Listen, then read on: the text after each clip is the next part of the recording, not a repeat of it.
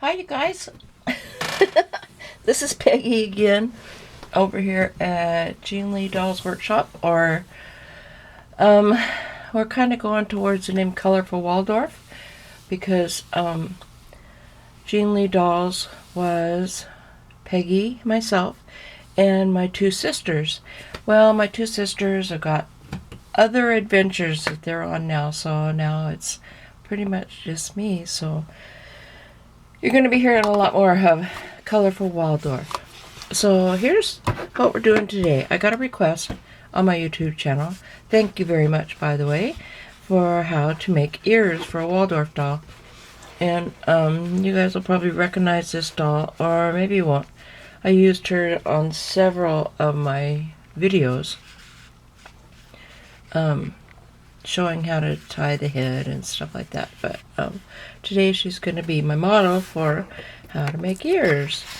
So what I do is I lay her head right down on a piece of paper with the nose up. Okay, hang on just a minute. I got to stand up so I can see.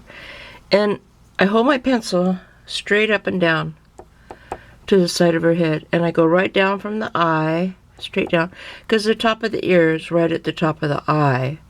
So I go right down from the eye, hold my pencil straight up and down, and I kind of draw an ear, what I want it to look like.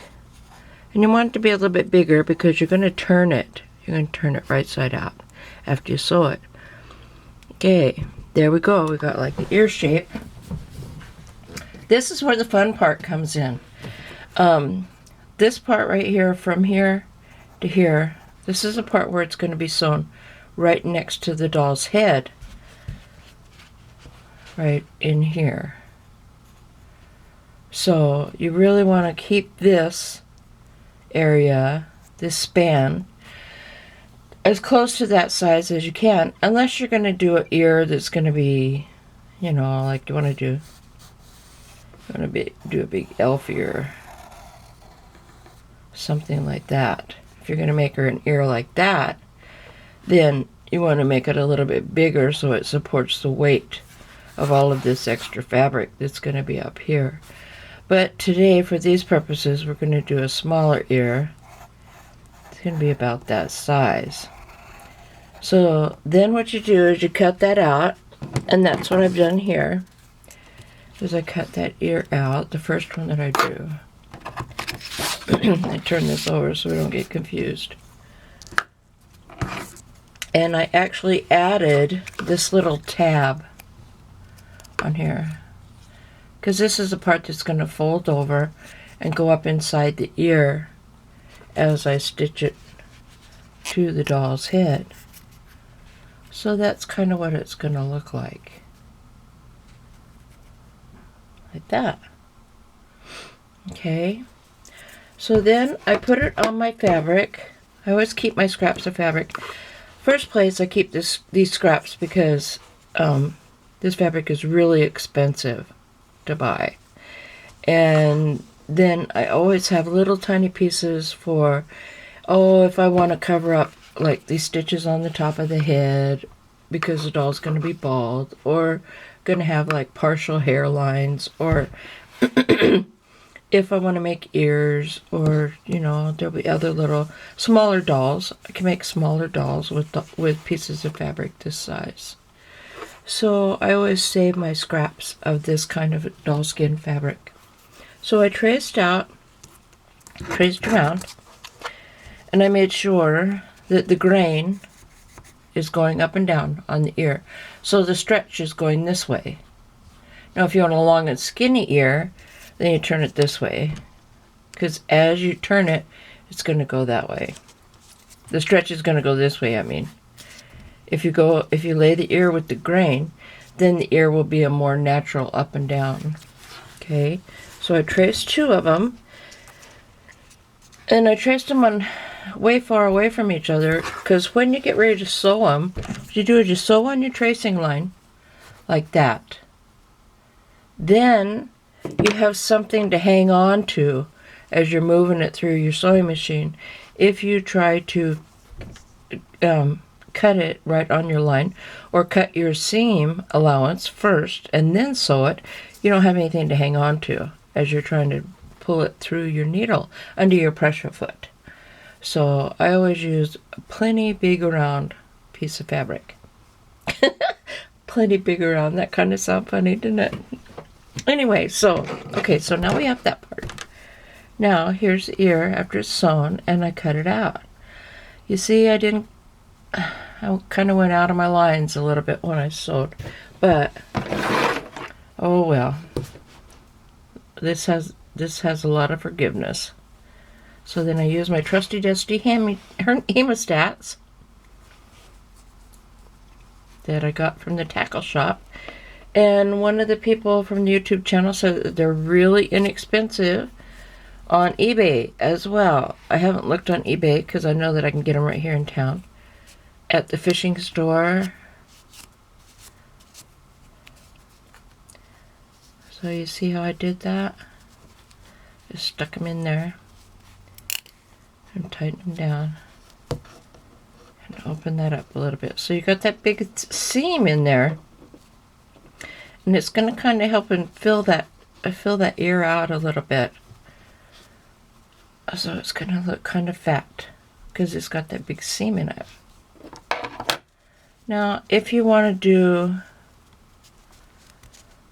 a seam over the top of it, so you have, let me show you. So you have ear, looks like that. And the finished ear, you want to do a stitch, a top stitch, kind of make the ear look like that. Do this top stitch right here. Now's the time to do that. You can, what I would do is I'd use a milliner's needle, and I'd use your thread that's exactly the same color as this, and I would hand stitch it. Simply because I don't like to fight with my sewing machine. I don't want to put that small a piece of fabric in my sewing machine and try to control it as I'm moving it around under the pressure foot and the needle. And that's why I would do that. But that's your choice. You can do that however you want. Then I use my hemostats and I push in that little seam allowance into the ear like that. Kind of smash it down, and then I look at it and I try to decide, is that going to be a good left ear or a good right ear? I kind of like it just like that. It kind of looks like a good right ear for that little baby face. Let me get some straight pins here. Okay, and what I do is I kind of figure out exactly where I want it from the front, and then you want to also look down the middle of the head, because you don't want to have the ear way back here, but you don't want to have the ear way close to the face either. You want it to be kind of spaced correctly in the middle of the head from the front to the back, and so it looks proportionately correct on the side. I take a needle,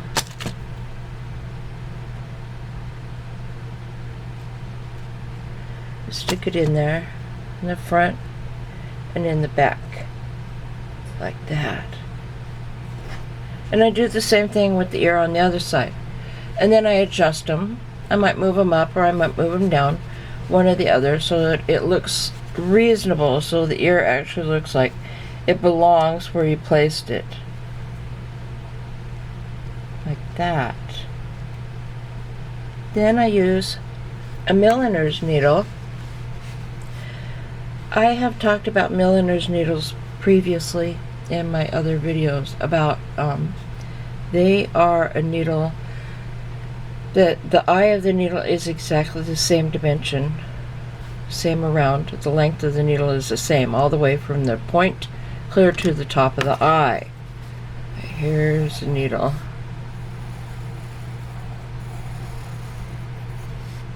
The eye is in here. Of course this is way small because the needle is pointed at the bottom, but most needles, they'll be real skinny, and then they get bigger at the top like that. Milliner's needles are not like that. They're narrow all the way up.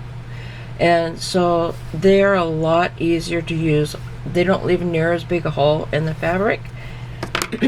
They're a lot easier to use for ladder stitching. So then what I do, after I get the ears pinned on in the spaces that I want like that, then I thread my milliner's needle with the thread that matches the doll skin. And I start at the back here, and I put a knot in my thread, and I go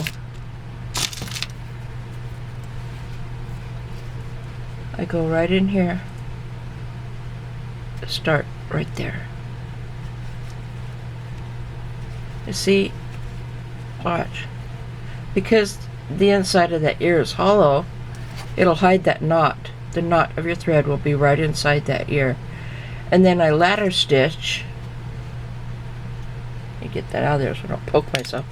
I ladder stitch all the way around the ear, right here, and all the way around the top and clear down the other side. And I take really wide stitches. Like the first stitch will be here, the second stitch will be here, and so on, the same distance around, just so that that ear is nice and tacked down there. And then I'll go around it 2 more times. Each time I go around it, I take smaller and smaller and smaller stitches. Pretty soon you can pick that doll up by the ear, and the ear is going to stay on there and it's not going to go anywhere. You can't pull the ears off that doll. The more times you go around it, the smaller stitches that you use.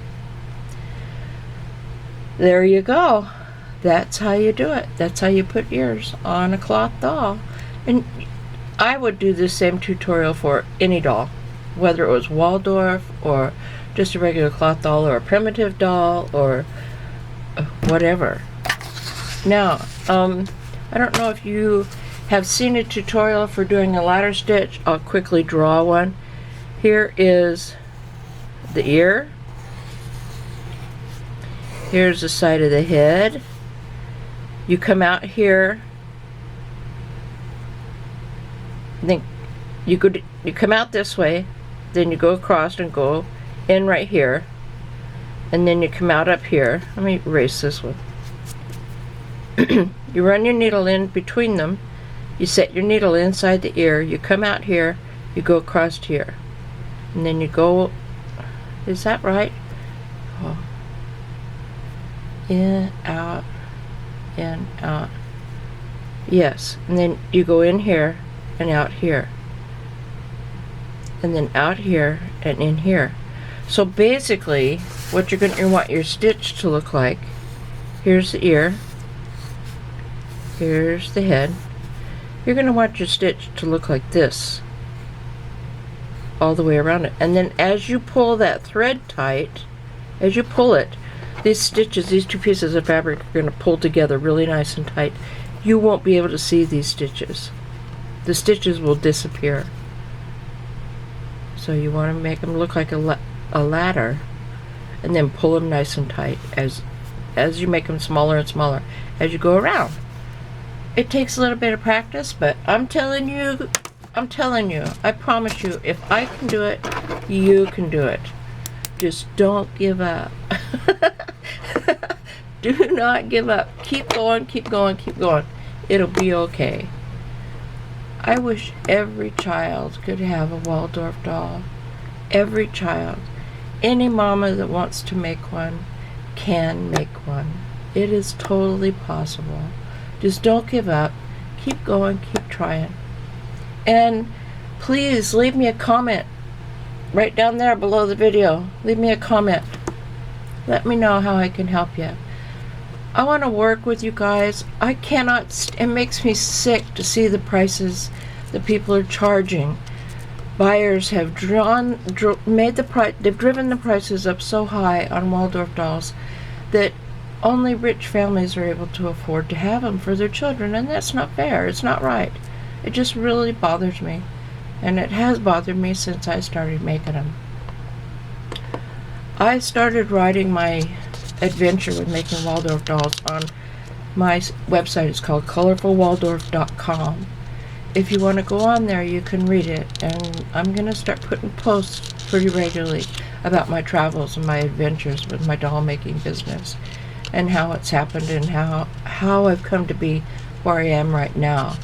Finally taking a stand, wanting to teach everyone how to make these beautiful dolls for their babies, for their children, for their brothers and sisters. Whoever wants one should have one, simply for the price of the supplies of making it. So, I love ya. I'm so proud of you. Keep going. You can do it. You can do it. I promise.